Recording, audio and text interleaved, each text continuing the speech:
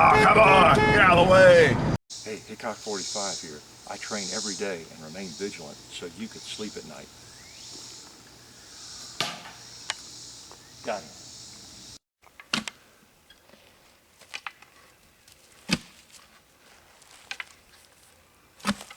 Oh, hey fans, viewers, subscribers. We're working on the range a little bit here. We're kind of putting together a target here, a bowling pin target stand that John, my son, more or less came up with, designed. Something we can shoot rifles at, you know. Here across the hill, this will be at about 50, 60 yards. So where are you guys? Can you just come and help me a little bit here? Just digging holes, you know, in the hot spring weather. It's kind of tough, you know, and don't tell anybody, but I probably cut a worm, you know, digging this hole. You folks that live in New York City, please don't get upset. But anyway, we're setting up a target, a couple of new targets here, just something different while I'm on vacation, something different to shoot at, to destroy, you know. So anyway, you'll see it in action at some point. Take care. Hey, Hickok 45 here. We really can't do a video today because John's out of pocket, and I looked at the targets out here all freshly painted. I couldn't resist taking a few shots at it.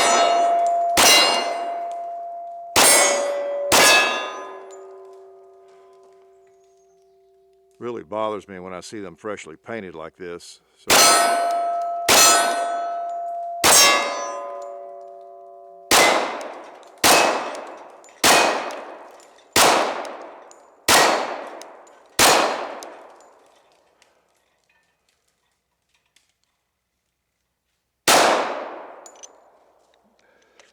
I always have to do something about it when I see targets freshly painted, and it involves getting out a firearm, usually a 45.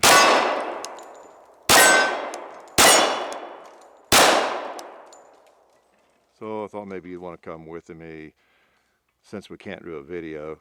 Let's see if I can shoot one-handed out there, way out there in this awkward position. All right.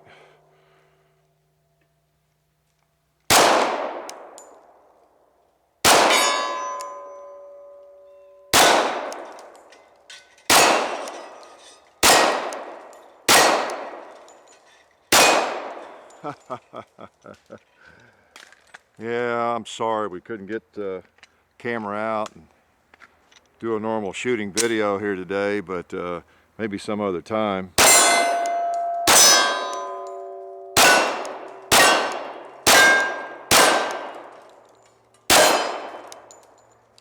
Meanwhile, I'm just going to be knocking some paint off these babies. Hope you don't mind. So on another day, we'll see what we can do to entertain you a little bit. See if I can get that gong. There we go. Oh man. Ooh, Mr. Goat doesn't want to fall. That's okay. We'll get a 380 out one day and see if we can knock him over. So anyway, sorry we couldn't do a video, but you know, we'll be back at the range here before too long. Y'all take care. What we're going to have here when we finish is a couple of timbers upright, maybe a 2x4 or two. Then we're going to stretch wire across like we do over on the target stands up close sometimes. So we stretch wire across here and then twist a bowling pin in that wire. And if you notice and recall from some of the other videos, it makes a nice little target. The bowling pin just sort of hangs there and it moves some. You can tell when you hit it, but it doesn't just start swaying back and forth and everything. It just kind of stays in one place more or less, but you can tell when you hit it. Bowling pins are a great target for almost any kind of gun, especially a really high-powered rifle, because you can see when you hit it and it moves around. So that's kind of what we got in mind. We're going to have a couple of uprights here, maybe a third one, and we'll come up with some contraption here to shoot at. Oh, come on!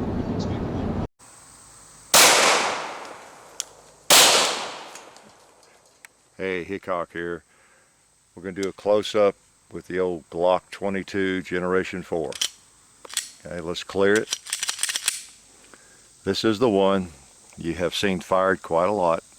We fired 42 magazines through this gun. and we'll fire 2 or 3 more today. Glock 22 40 caliber, Generation 4. I won't rehash all the specifics of the gun, but we'll give you another, possibly one last look at it from close-up in one of our classic close-up videos.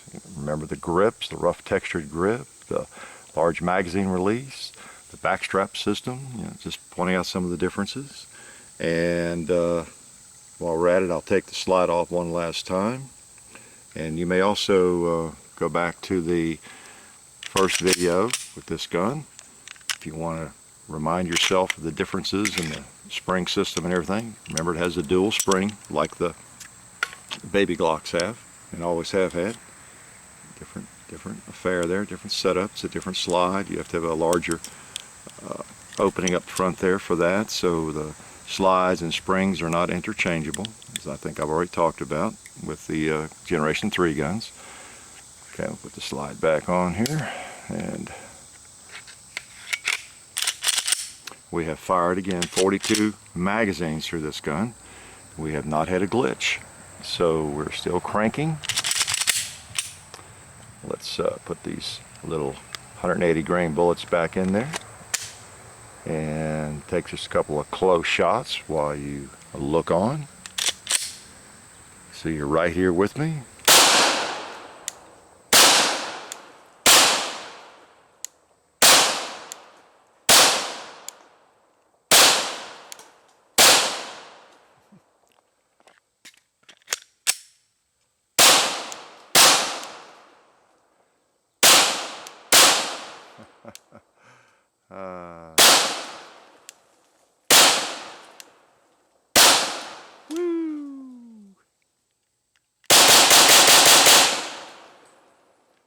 We might dig a few potatoes while we're at it. I think that's 44 magazines. This will be 45. Still cranking. That big 180 grain bullet about to be chambered. Whop.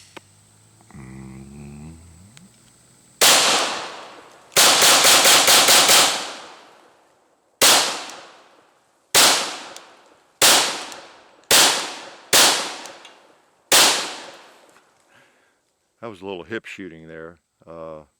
That's one of the nice things about Glocks. They're so pointable, kind of like a 1911, and they just work. That makes 45 magazines through this gun. So we're talking about close to 700 rounds, trouble-free, 40 caliber through the Glock 22 Generation 4. It's been fun testing this gun and shooting it. Still in great shape. I've been very nice to it. I have shot it a lot, but I have put no scratches on it. So hopefully Glock will be glad to see that when it is returned. And it is a fine piece of hardware. I have no complaints. Again, this is the gun that so many police carry, the Glock 22 40 caliber. This is the latest version of that gun. And we wanted to give you one last close-up look at it, and possibly the last look at this particular gun. It is a fine gun. I would have no trouble purchasing this gun. Instead of sending it back, I've thought about it. I might even think further about it, but I still do prefer the mid-size Glocks and the baby Glock size. But if I wanted the full size and a 40, I would certainly keep it. I'm very happy with the way it has performed, and it operates flawlessly. No problem. And I like the 40 caliber cartridge. It's just it's a nice one. So Glock 22 Generation 4 has been good. It's functioned as it is designed, and that's Hickok signing off. Life is good. Alright, so we're making some progress here on our target stand. There are probably a lot of children that think these are bowling pins, don't even realize they're targets. Here's how it works. Right in there.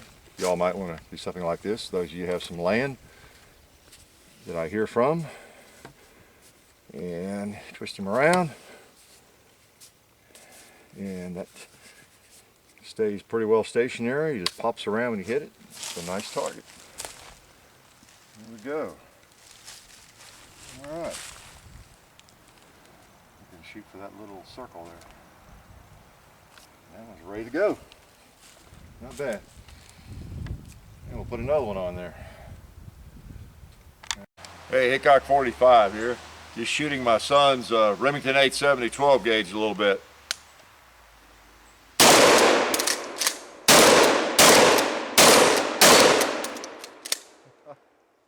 Woo. Short chucked it there once. Feels good.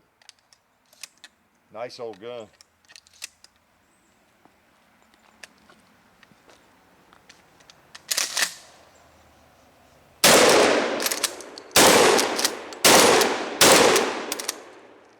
All right.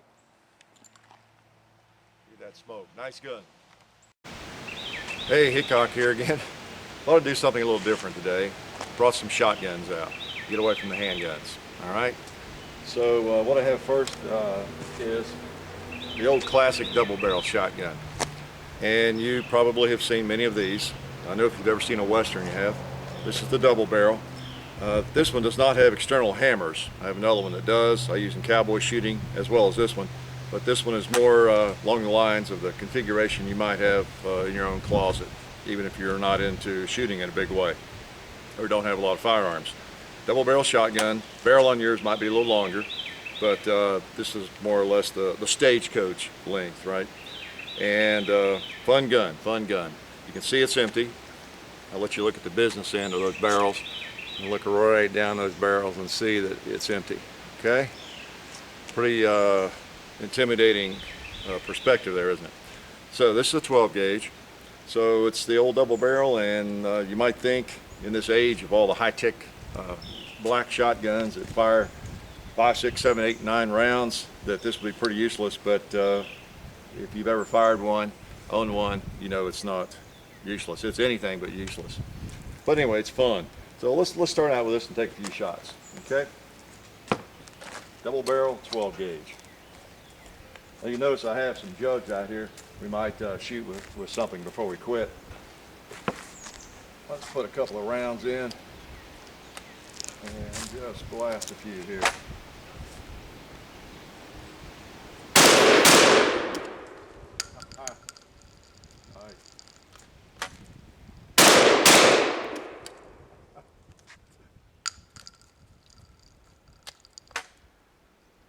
Well, what do we shoot?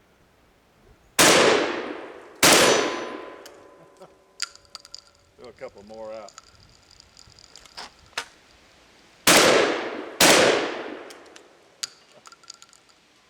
See the smoke?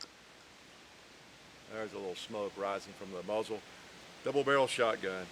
And I do shoot black powder shotgun shells in these occasionally, but today I wasn't in the mood to clean that up. But double barrel, lots of fun, and just a great gun, durable, works well.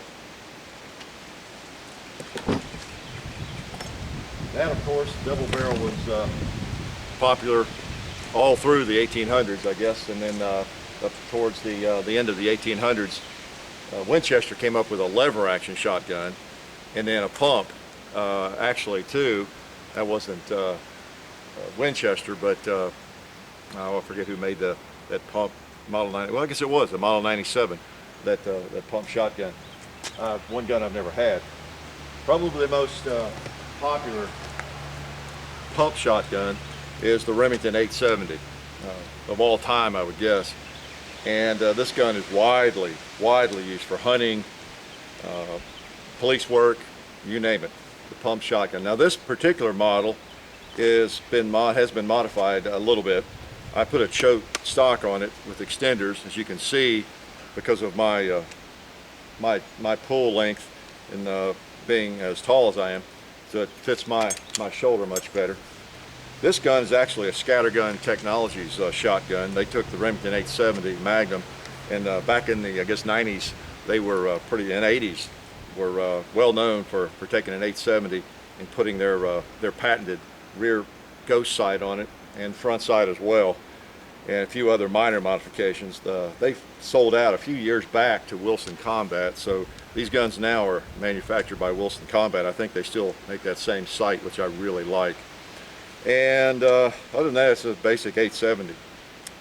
All right, let's put a few rounds in it and shoot this thing. It's a 12 gauge, of course.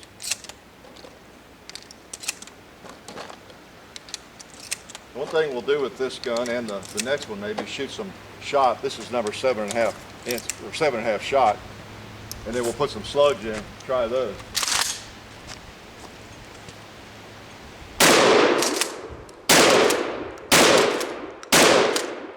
That old bowling pin out. Put the safety on. Put a few more rounds in. I always like to play with misconceptions and myths. If there is one regarding pump shotguns and semi-automatic shotguns, it is that the pump shotgun is slow, but it's really not. It's really not. If you work with a pump a little bit, and if you want to shoot it fast or need to, maybe I can demonstrate that it will throw some lead out pretty quickly if you need to.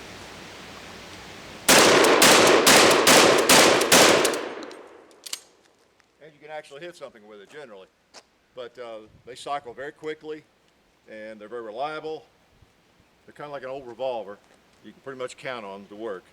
You do have to manually, jack that next round in, but it works great. Let's take a couple more. Well, let's just leave that open and do what I was going to do. Just slide one in. Safety's on.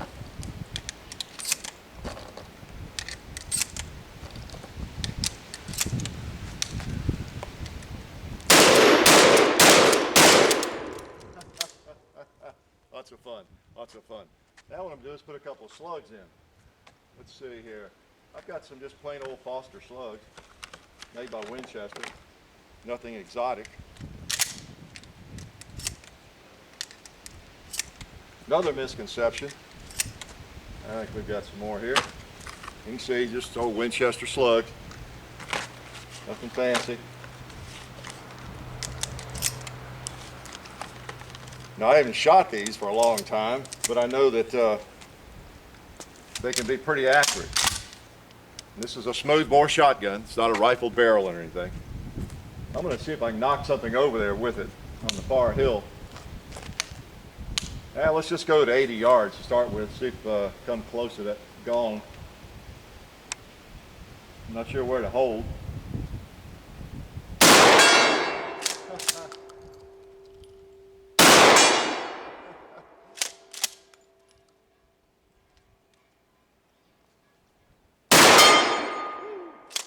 Hits with some force.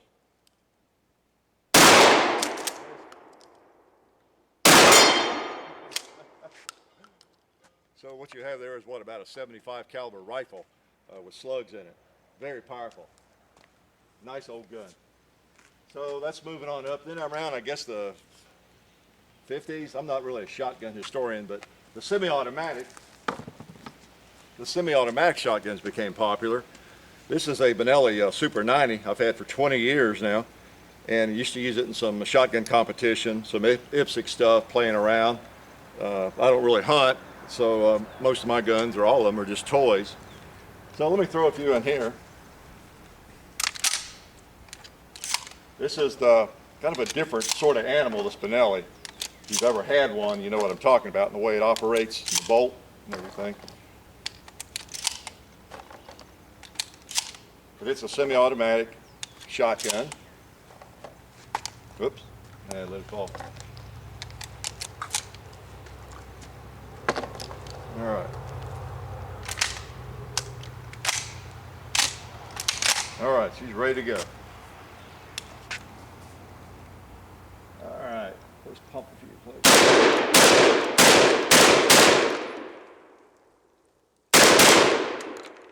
Nice. Nice. I haven't shot this in a long time. Okay. Safety on. One in the chamber. I think this holds about 7. 2, 3, 4, 5, 6, 7. Yeah, 7. 7 of 1 in the chamber. All right, let's see if we can machine gun this baby a little bit. It didn't knock me backward. That's fun.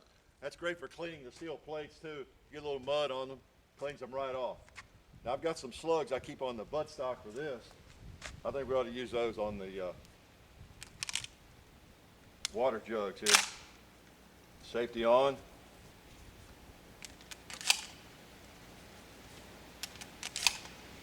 Got 3 jugs, I'll put 4 in, who knows. Even though they're pretty close, I might miss. I don't know if you can see these.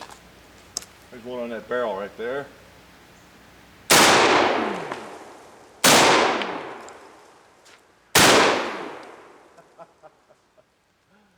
All right, we got one more. Let's go across the hill. Let's go to 80. Not sure where to hold this one either, actually. I guess right there.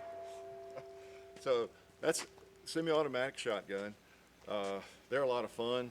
If you talk to the experts, you know, whoever they are, most of them will favor either semi-auto over the pump shotgun for self-defense or for reliability and for a number of reasons. But both work well. The pump might hold the edge in reliability if you don't take really good care of your guns or shoot them much.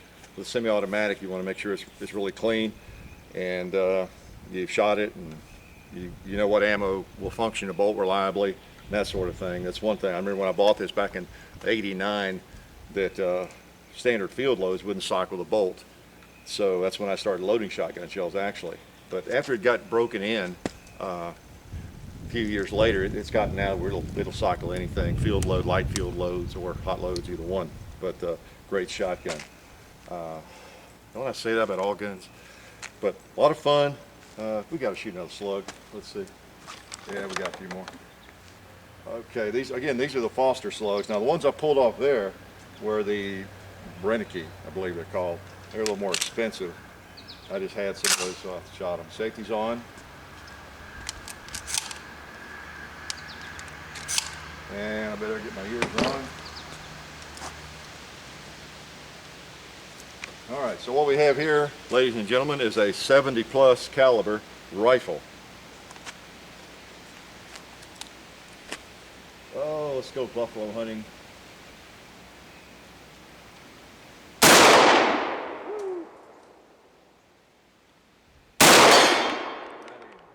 One buffalo down. Let's go ram hunting now.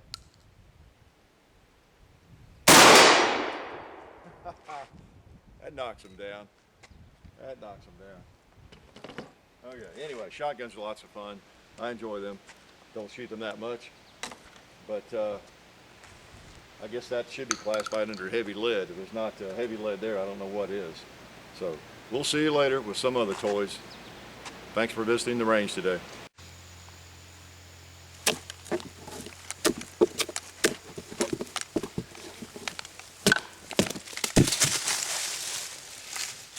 All right, now we're doing the second pin.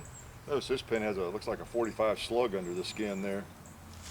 Yeah, it's funny. I don't know how bowling pins withstand he went in right there, ended up there under the skin. Looks like he hasn't been shot much, but they're tough customers. That's why they make good targets. I understand they work well in bowling alleys too. There we go. Probably tight enough. All right, ready to receive bullets.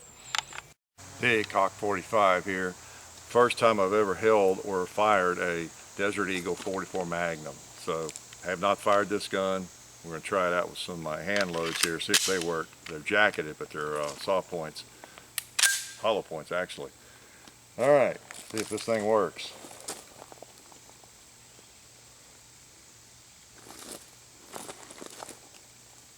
Has a horrendous trigger, I know that.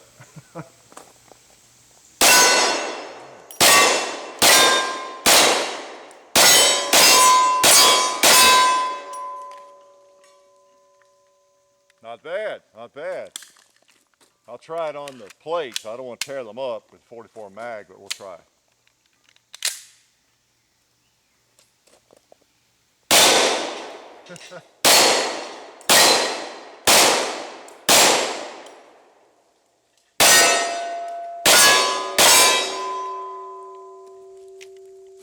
Not a bad little experience. First 16 shots with a Desert Eagle 44 Magnum. I'll take it. Over and out. Life is good. All right. Got a really nice clean kill there. That's always best.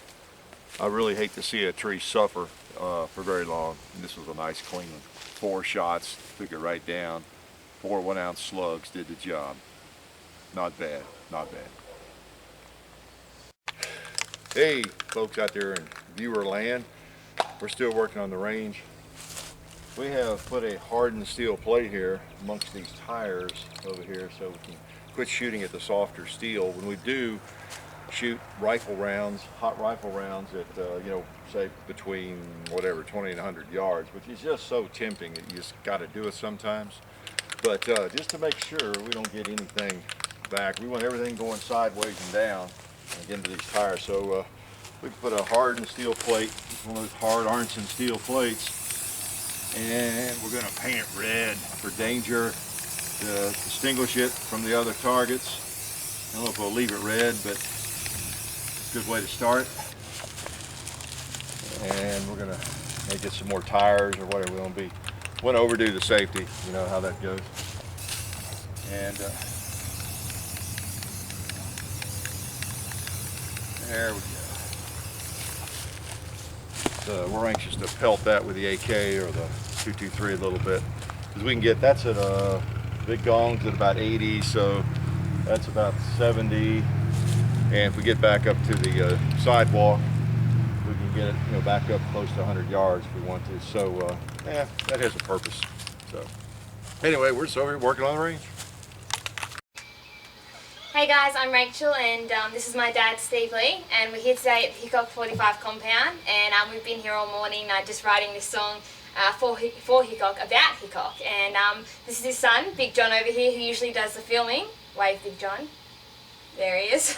But today he's going to be playing electric guitar for us, and so we wrote this song, yeah, just about Hickok, called Life is Good, so we'll give it a bit of a go. We only just wrote it a few hours ago, so be nice. A little bit rusty still. So we'll just here we go. A 1, a 2, a 1, 2, 3, 4.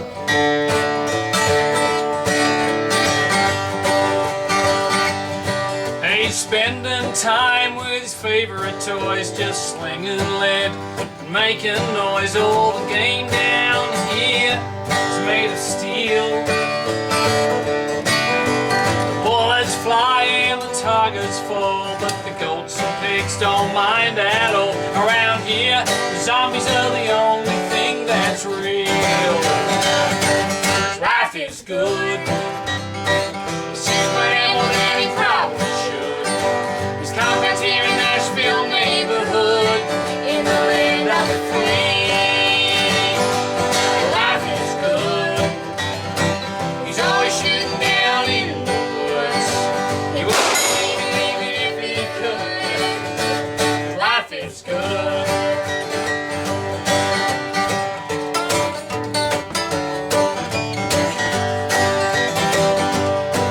Now he's cooler than the real Hickok, 'cause this man shoots a Colt or a Glock. He's never met a target he can't hit.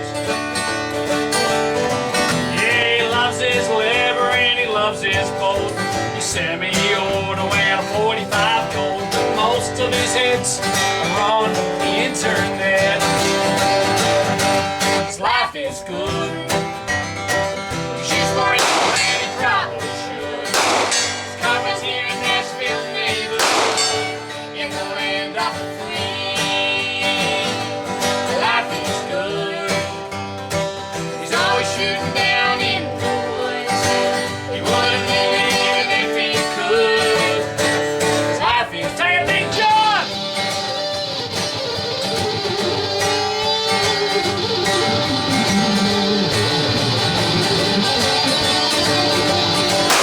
Love it.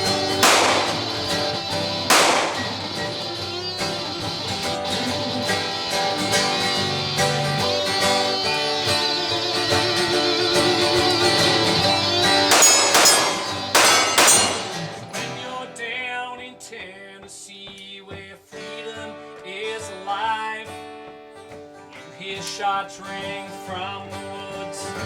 That's Hickok 45. His life is good. She's more able than he probably should.